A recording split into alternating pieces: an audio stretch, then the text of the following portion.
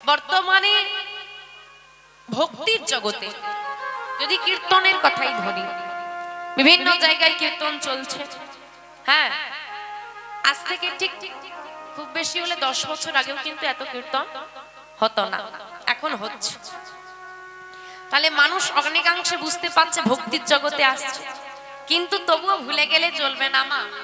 আমাদের সনাতন ধর্মের এখনো একটা বড় অংশ নাস্তিক, আর যাদের প্রশ্ন হলো নাম করলে কি হবে। শাস্ত্রে বলছে কৃতে যথায়তে বিষ্ণু ত্রেতং চততে মখৈ তাপরে পরিচর্যাং কলৌ তত নাম হরি নাম সংকীর্তন। কলৌ তত হরি নাম সংকীর্তন। সত্য যুগে ধ্যান ত্রেতায় যাগযজ্ঞ তাপরে পূজা পরিচর্যা, কলি যুগে হরি নাম। যুগে যুগে যত মানুষ এসেছে প্রত্যেককে সাধনা করতে হয়েছে। ভাগ্য ভালো, এই সৌভাগ্য করেছো, তবে কলিযুগে জন্ম হয়েছে এবং তুমি সাধনা রূপে নামকে গ্রহণ করতে পেরেছো।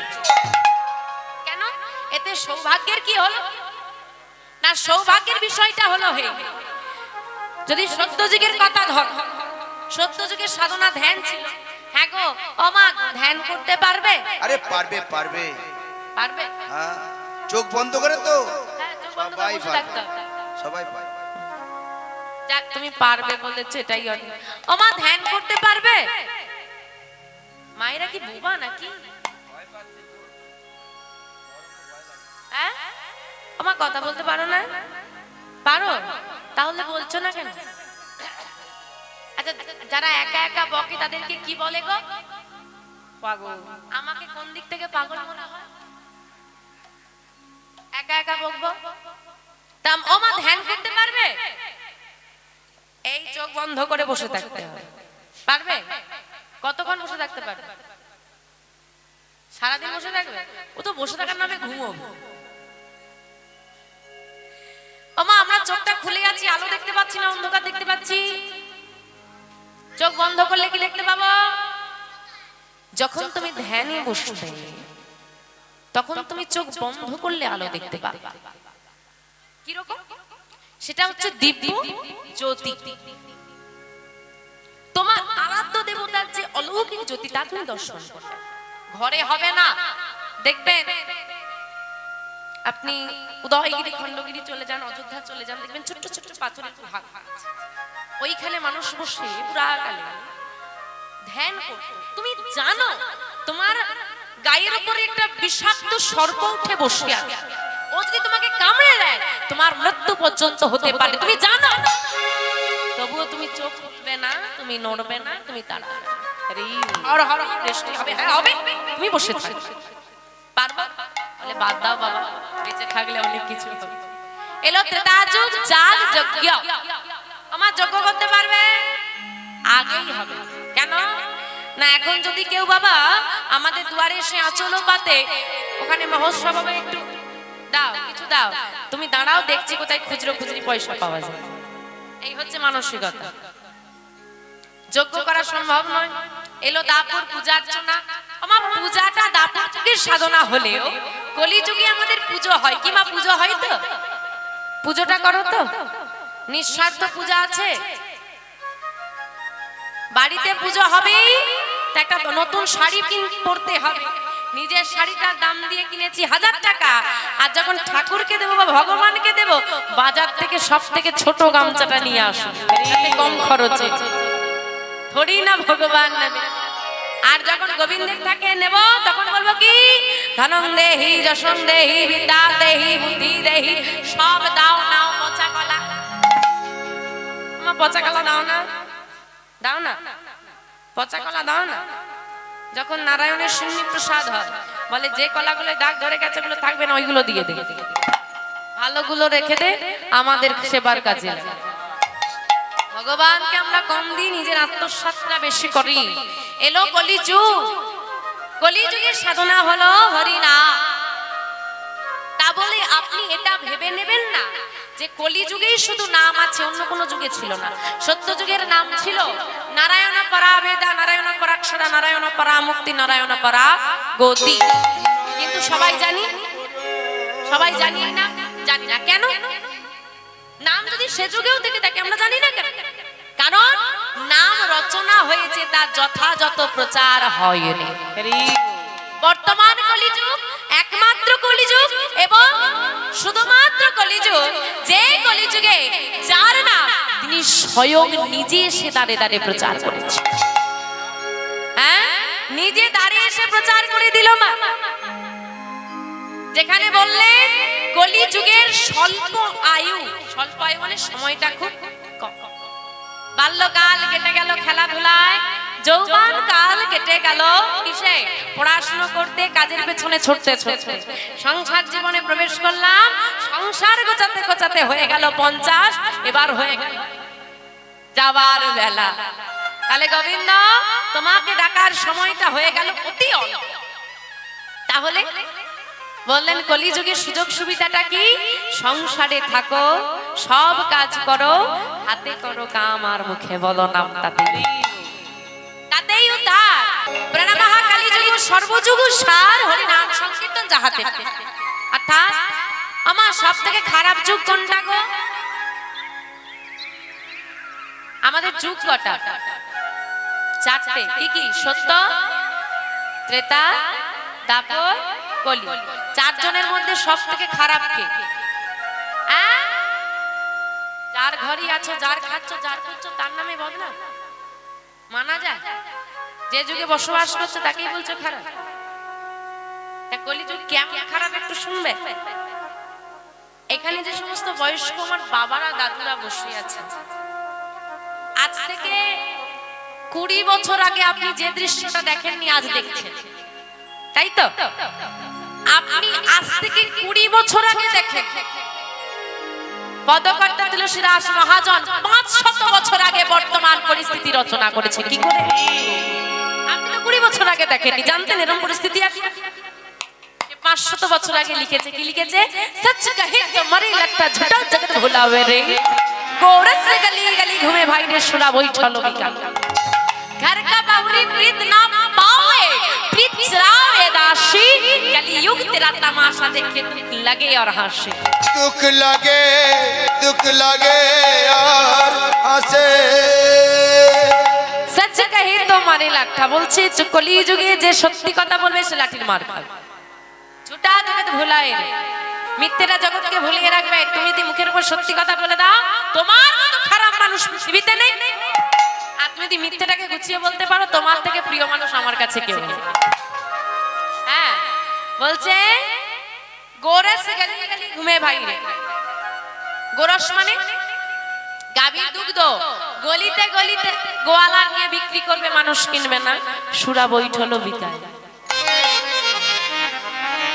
যে গোয়ালা গাভীর দুগ্ধ বিক্রি করবে, যেটা খেলে শরীর ভালো থাকবে, তাকে প্রচার করতে হবে হ্যাঁ গো দুগ্ধ বিক্রি করছি এসো।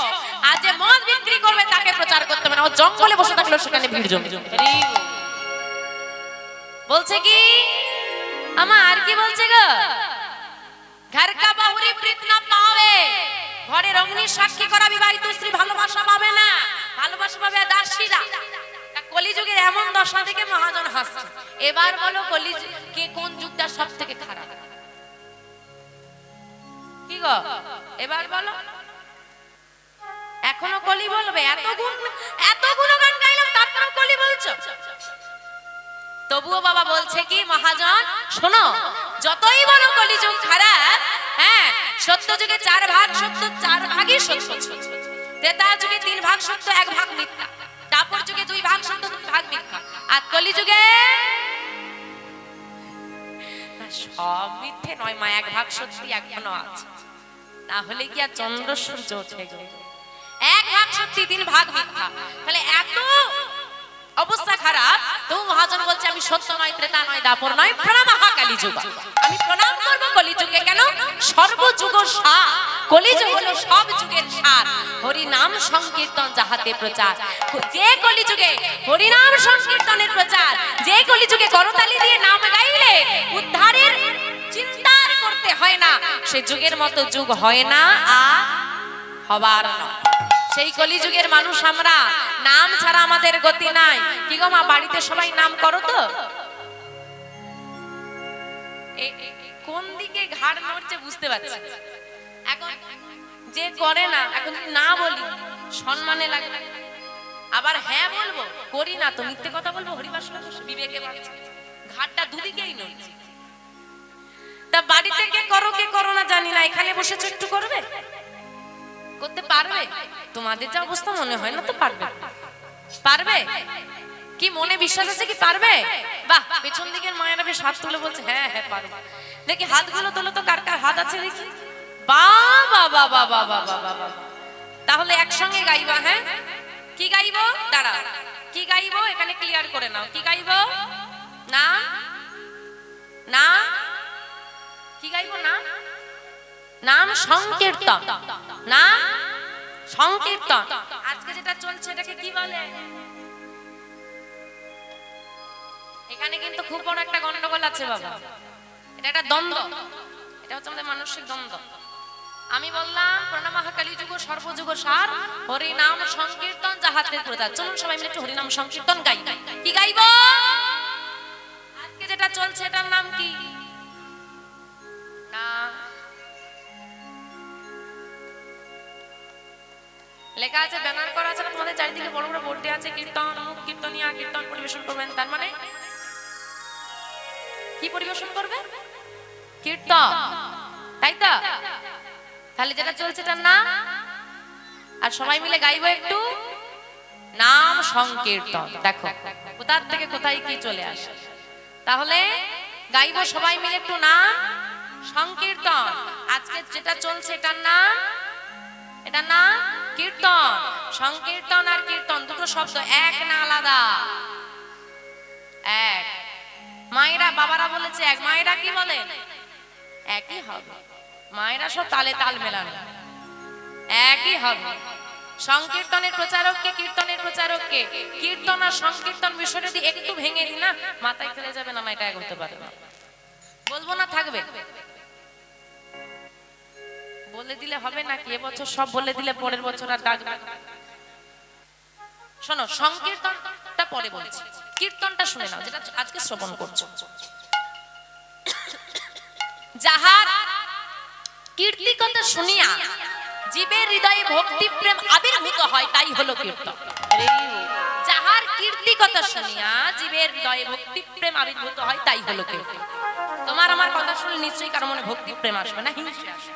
গোবিন্দের কথা শ্রবণ করলে, কীর্তি কথা মানে কর্মকাণ্ড, আমরা যেটা বলি কর্মকাণ্ড, ভগবান কি লীলা করেছিল সেটাই শ্রবণ করানো হচ্ছে কি মাঝে মাঝে পদা মহাজন, এটা হলো কীর্তন। তাহলে যদি বলি কীর্তনের প্রচার কোথায়? আমাদের দেশের না, হ্যাঁ, ভারতবর্ষ। আজকে আমাদের ভারতবর্ষ বিভক্ত। 1947 খ্রিস্টাব্দে দেশ ভাগ হয়েছিল, দুটো ভাগ, ভারত আর পাকিস্তান। পাকিস্তান থেকে একটা ভাগ হয়ে গিয়েছিল যার নাম বাংলাদেশ। বাংলাদেশ, পাকিস্তান, ভারতবর্ষ তিনটি অখণ্ড ভারতবর্ষ। তখন প্রচার স্বাভাবিকভাবে, এখন বিভক্ত, তাই ওই অংশটা চলে গেছে বাংলাদেশে। বাংলাদেশে খেতুরি নামক স্থানে নরোত্তম দাস ঠাকুর দোল পূর্ণিমা তিথিতে প্রথম প্রচার করেছিল কীর্তন। নিতাই গৌর হরি হরি। এবার আসে সংকীর্তন। এবার ধারণাটা ভাঙ, তারপর সংকীর্তনটা বলব। সংকীর্তনের প্রচারককে আজানু লম্বিত ভুজ কনকা অবদাতৌ সংকীর্তনৈক পিতরৌ কমলাবতাক্ষ বিশ্বম্ভর দ্বিজবরৌ যুগ ধর্ম পালয়ৌ বন্দে জগৎ প্রিয়কর করুণাবতার নিতাই গৌর হরি হরি হরি। সংকীর্তনৈক পিতর শব্দটা, সংকীর্তনৈক পিতর মানে সংকীর্তনের পিতা। কে? কার স্তুতি এটা?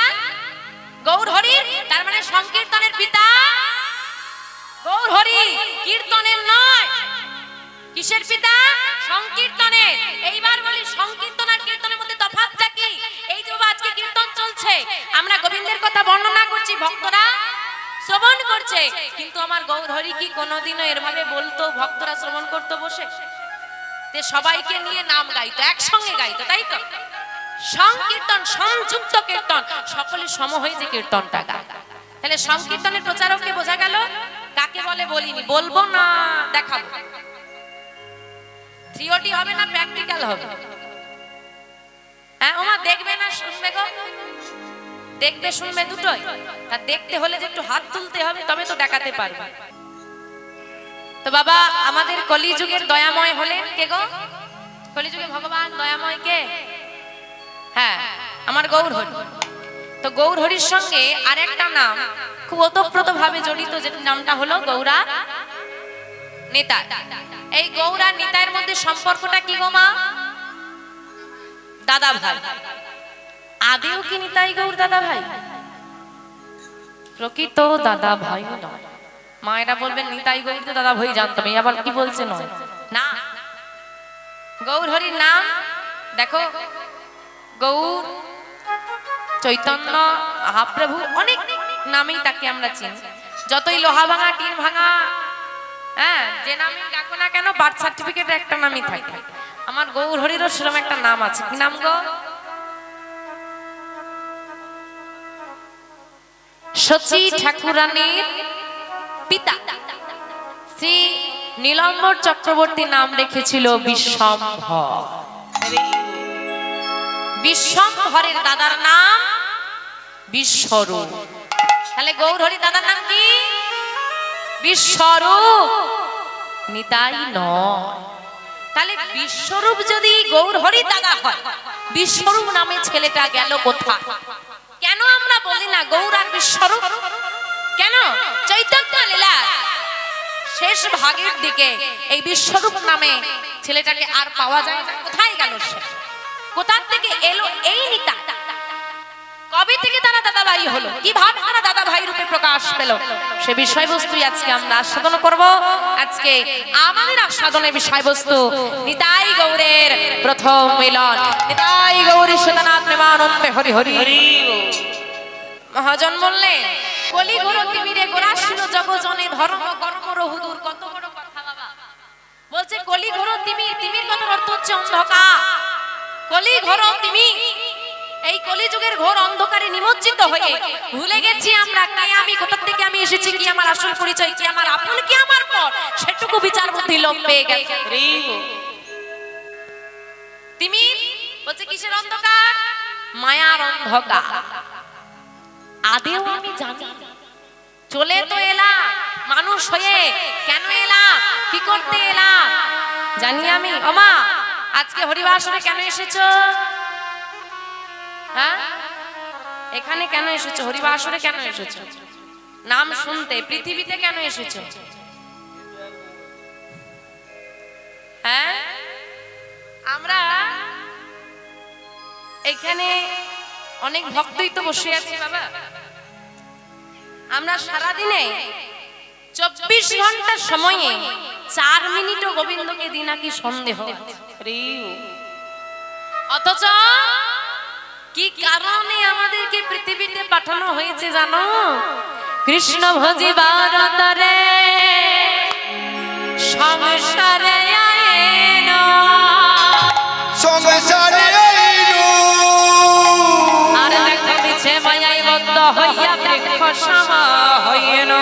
মিছে মায়া, মিছে মায়ায় বদ্ধ হইয়া আমরা বৃক্ষ সম হইনু। ভুলে যেও না, ভুলে যেও না, কৃষ্ণ ভজিবার তরে সংসারে আইনো। আমরা কৃষ্ণ ভজন সাধন করার জন্য পৃথিবীতে এসেছি। আমা এই যে গরম এসেছে, গরমের ছুটি পড়ে না বাচ্চাদের স্কুলে? কি গো মা, পড়ে তো?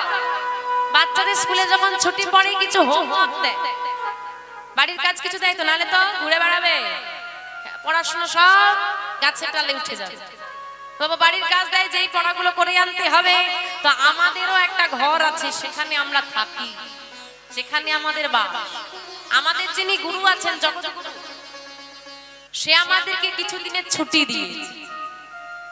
ছুটি দিয়ে পাঠিয়েছে ঠিকই, যাও একটু ঘুরে এসো, কিন্তু আমাদেরকেও তেমন হোমওয়ার্ক দিয়ে পাঠিয়েছে, করে নিয়ে যেতে। কিন্তু বাবা অনেকে ভাবে, অনেক বাচ্চারা কি ভাবে যে এখন তো অনেক সে শেষের দিকে করবো, বা এই সময়টা একটু গায়ে হাওয়া লাগিয়ে নি। আমরাও হয়ে গেছি সেই দশা বাবা, প্রথম দিকটা গায়ে হাওয়া লাগাচ্ছি, এই বয়সে কি হরি নাম করব। হ্যাঁ তাই তো, এখন কি তুলসীর মালা পরবো? ই বাবা, আরে তাহলে কবে তুলসীর মালা পরবে? বলে কেন 50 পেরোক। আরে 50 পেরোলে নাম করবে ঠিক আছে, 50 পেরোলে তুলসীর মালা নেবে ঠিক আছে, 50 পর্যন্ত টিকবে নাকি তার গ্যারেন্টি আছে?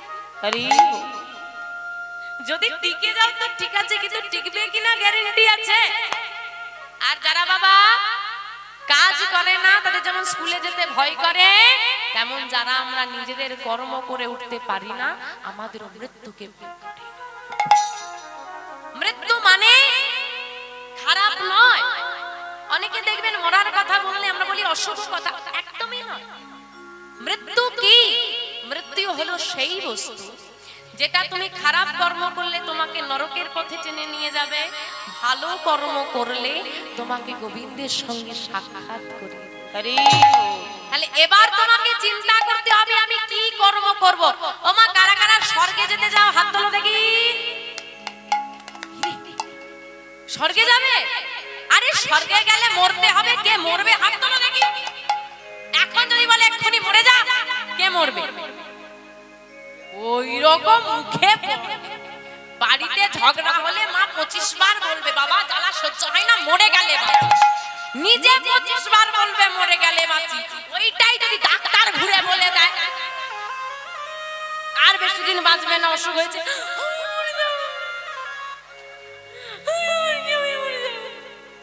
গঙ্গা তখন আর কোথাও থাকবে না, ছুটে চলে এসে ঢুকে সব সময় গঙ্গা বয়ে গেছে।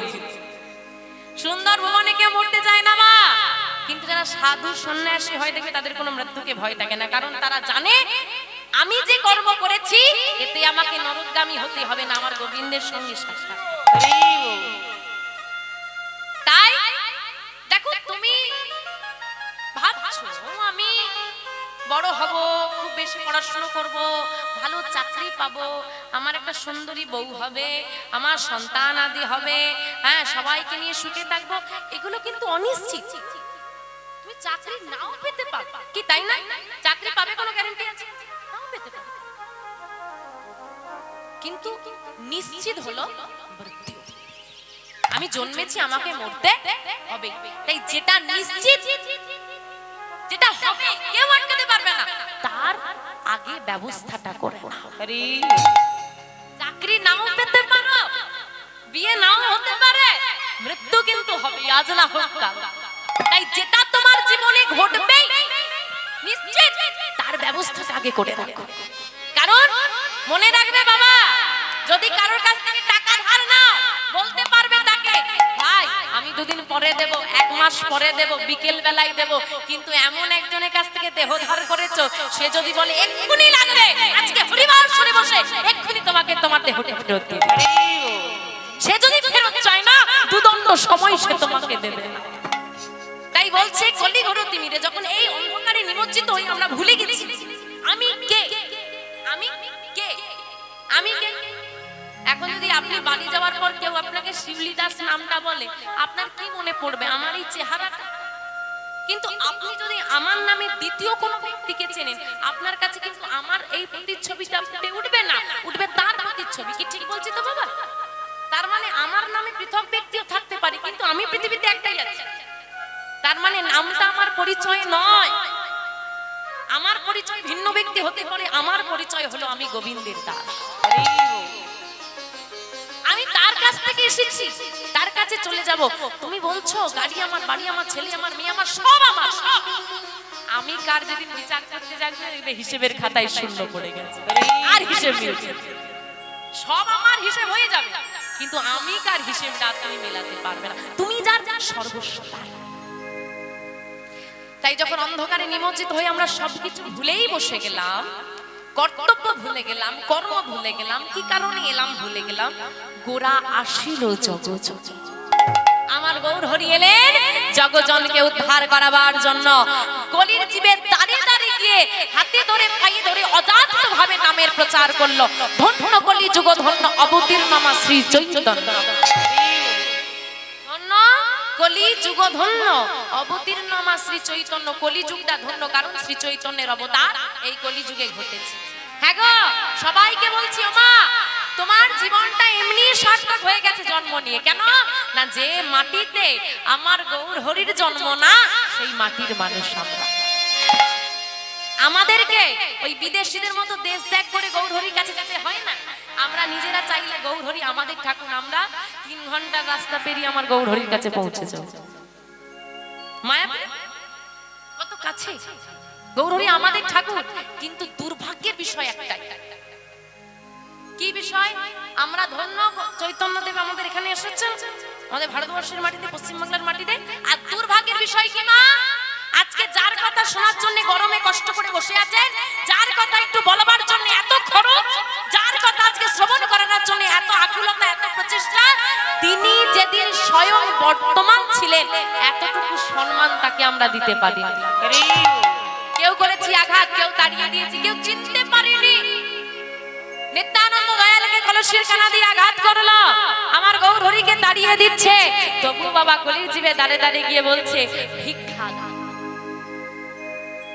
ভিক্ষা দাও। ভিখারি যে রাজা, যে রাজা কে গো, যে ত্রেতা যুগে এলো দশরথের পুত্র হয়ে রাজার ছেলে, যে দাপর যুগে কংসের কারাগারে দেবকী মায়ের গর্ভে জন্ম নিয়ে যিনি আবির্ভূত হয়ে, যিনি পালিত হয়ে গেলেন নন্দ রাজার ঘরে, সে কলিযুগে এলো মধ্যবিত্ত পরিবারে শ্রী জগন্নাথ মিশ্রের ঘরে, যিনি দ্বারকাধীশ্বর, যিনি বড়লোক, তিনি হয়ে গেলেন কলিযুগে ভিখারি।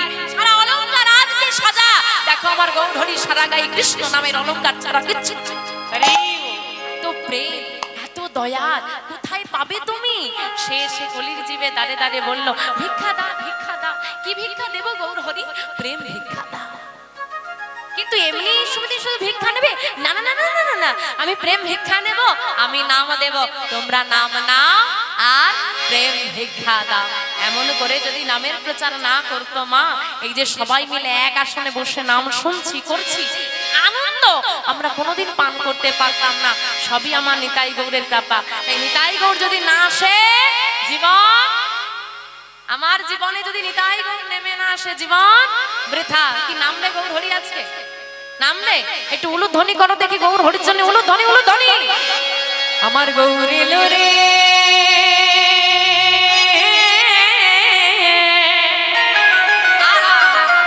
এই সোনার নদিয়া। আমার ভক্ত যেখানে, ভগবান সেখানে, এখানে ভক্ত সমাগমে এটাই নদিয়া, এই নদিয়া ধামই আমার গৌর হরি নাম। এই সোনার নদিয়া উলুধ্বনি, উলুধ্বনি, হরি ধ্বনি, হরি হরি হরি। এই তো শব্দ শোনা যায় আমাদের গৌরে লরে।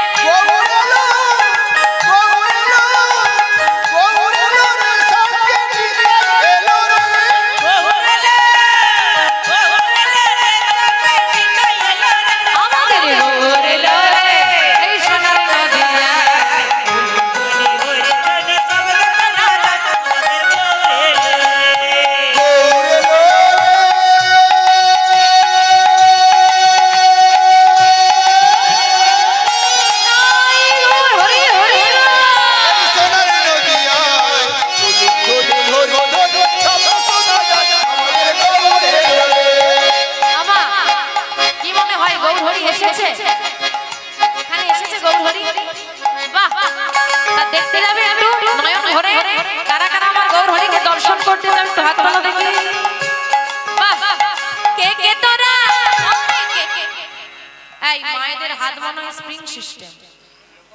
এই দেখো স্প্রিং টানলে বড় হয়ে যায়, ছেড়ে দিলে ছোট হয়ে যায়। মায়েদেরকে হাত তুলতে বললে হাত উঠে যায় আবার নেমে যায়। হাত কনকন করছে, আমার হাতে ব্যথা করছে। ভাবো তোমাদের 2 মিনিট হাত তুললে যদি হাতে ব্যথা করে, দেখো গৌরহরির হাত কখনো নামানো দেখেছো? এইটাই তো বাবা গন্ডগোল। ভগবান কিন্তু খুব বড় মুখ করে বলেছিল, নয়ন দাও যুগল চরণ দর্শন করব, বদন দাও কৃষ্ণ কথা বলবো, শ্রুতি মূল দাও কৃষ্ণ কথা শ্রবণ করব, চরণ দাও তীর্থে তীর্থে ভ্রমণ করব, হস্ত দাও তোমার চরণ সেবা করব। হ্যাঁ গো বলে তো এলে, কথা রেখেছো? যেই হাত দুটো নিয়ে এলে গোবিন্দের চরণ সেবা করবে বলে, সেই হাত দিয়ে রান্না করছো। তাও যদি রান্না করে আমার গোবিন্দকে সেবা দিতে, তাহলে ভাবা যেত। রান্না করে তো নিজের সেবা করবে, আর গোবিন্দের জন্য বরাদ্দ করে রেখেছো কি? নকুলদানা। কি? আবার ভালো করে বলো কি? নকুলদানা। আসল ভক্তি নয়, পুরোটাই ভেজা। খাবি তো খা, না হলে রই। হ্যাঁ, এইবার চিন্তা করে দেখি, এতগুলো বাড়িতে যদি নকুলদানা খায় 1 মাসে তার কি হবে? এই জন্যই খায় না। আর যারা তাকে নকুলদানা দেয় তাদেরই সুগার হয়। বলে আমার তো হবে না, আমাকে দিচ্ছিস, তোদেরই হোক। আমার দেখতে যাবে গৌরহরিকে, সেই ঠিক তো? চলো। কে কে তোরা, কে কে তোরা, কে কে তোরা